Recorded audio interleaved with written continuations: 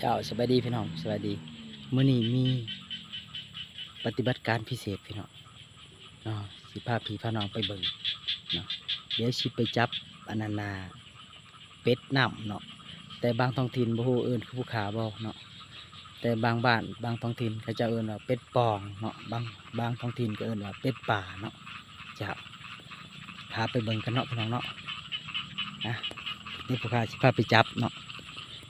แต่ว่าเนาะ ตัวเป็ดนี่เนาะมันเป็นเป็ดป่าเนาะหรือว่าเป็ดปองเนาะมันก็ที่จับได้หรือบ่เนาะจะถอดเกลือก่อนพี่น้องนะค่อยๆไปเนาะพี่น้องเนาะในเขตนาข้าพเจ้าเองเนาะมันอยู่มองหันพี่น้องเอาแต่ว่าจับนี่เนาะที่จับเอามาเลี้ยงเนาะมันสิเลี้ยงได้บ่หรือบ่เนาะผู้ค้าเห็นไข่มันเนาะ11 หน่วย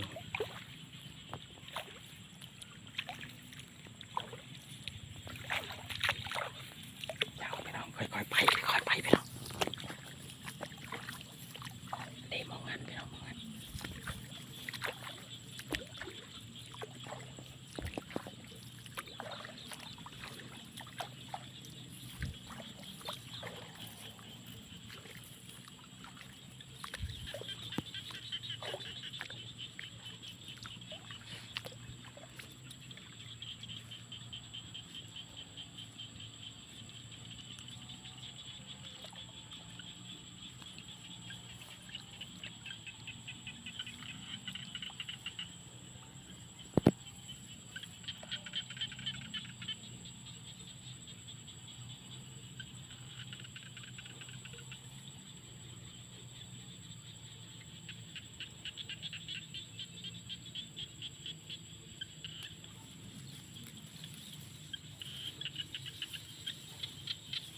โอ้เห็นแต่ไข่มันพี่น้องเห็นแต่ไข่มันโอ้นี่ไข่มันพี่น้องนี่ไข่มัน1 2 3 4 5 6 7 8 9 10 11หน่วยพี่น้องนี่เนาะ11 หน่วยพี่น้องเอาเป็นไข่เป็ดเนาะไข่เป็ดป่าพี่น้องเอานี่ผู้ว่ามันเห็นผู้ขาเลยเวทนี่เนาะมันสิริบ่เนาะมันบ่อยู่พี่น้องมันบ่อยู่บ่ฮู้ว่ามันสิไปทางใดเนาะโอ้สองเนาะเป็นฝายของผู้ขาเนาะเด็กพี่น้องเนาะโอ้บ่อยู่เลยพี่น้องเนี่ยตอนดึกๆเดี๋ยวสิไปเงี่ยงเบิ่งอีกต้องสิบ่อยู่แล้วเนาะมันบ่ได้ฟักไข่อันนี้มันไข่ซื่อเนาะหรือว่าเป็ดป่านี่มันเห็นคนแหละมันปะไข่มันบ่หรือจังไดเนาะข้าก็ยังบ่เข้าใจแต่เนาะบ่เคยเห็นแต่เกลือเนาะ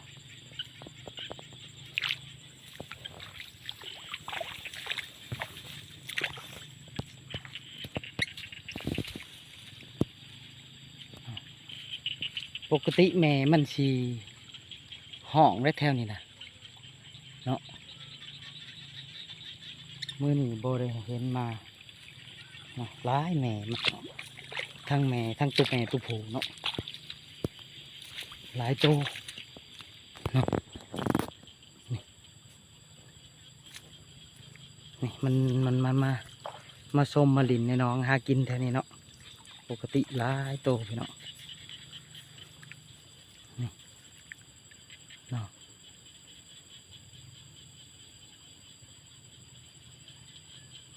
โอ้เสียดาย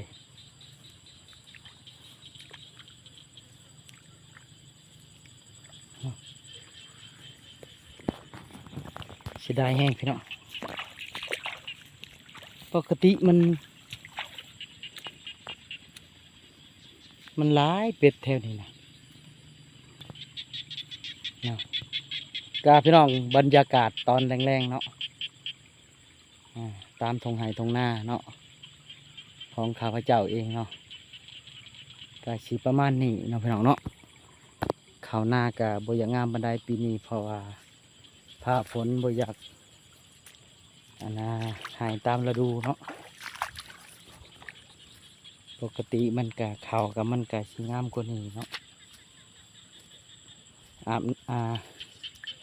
เวลาดำนาเนาะก็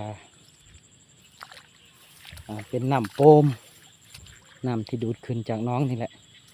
เนาะโอ้ยได้แม่มันได้แม่มันอันนี้แม่มันมาแล้วอันนี้พี่น้องเห็นบ่โอ้แม่มันมาแล้วแมลงผู้ขายชิปปี้ปึง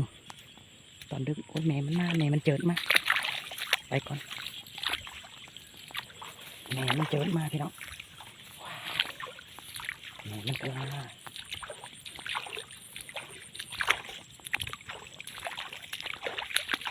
พี่น้องเห็นบ่เมื่อกี้แม่มันเจิดมาลบก่อนเดี๋ยวตอนแรกชิปปี้เนี่ย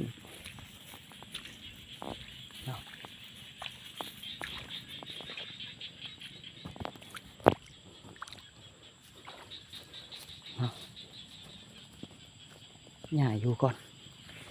หย่าไปอยู่มองใหม่เดี๋ยวแม่มันเห็นตอนค่ำๆอันนี้ก็ประมาณ6 โมงปลายๆเนาะเพราะว่ายามนี้6 โมงมันก็เว้นมันก็ยังบ่ทันได้ตกดินบัดใดเนาะ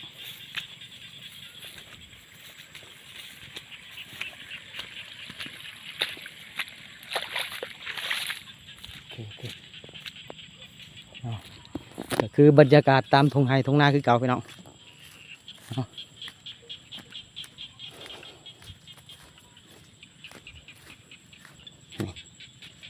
ข้าวหน้าปีนี้มันก็เป็นอันนั้นนะลักษณะมันเป็นงอกแหน่เนาะพี่น้องเนาะแล้วก็มันมีศัตรูพืชเนาะมากัดเนาะนี่เนาะนี่บางไฮก็กลัวนี่พี่น้องแต่สำหรับ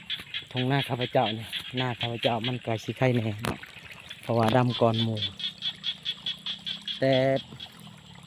บางทงเนาะของพี่น้องในบ้านเนาะจนคุงดินเลยเนาะมันหย่อเนาะมันผสมกับอันนั้นนะเขาเอิ้นว่ามันเป็นยังมันเป็นผากบอกพี่น้องเนาะอันนี้ไข่นาข้าพเจ้าดำก่อนเนาะนี่มันผสมกับผากอะไรกาบ่งเนาะศัตรูพืชมากินมันเนาะเดี๋ยวมันเป็นงอกพี่น้องเนาะจนได้เอาแนวสีดเลยเนาะเอาเครื่องมาสีดเอาน้ำยามาฝนไหลบ่งเนาะกะมันโอ้ยงามปานใดพี่น้องนี่มันเป็นแมงอันนั้นนะเกิดแมงแคงเนาะแมงแคงตัวน้อยๆนี่พี่น้องนี่แมงแคงตัวนี้เนาะ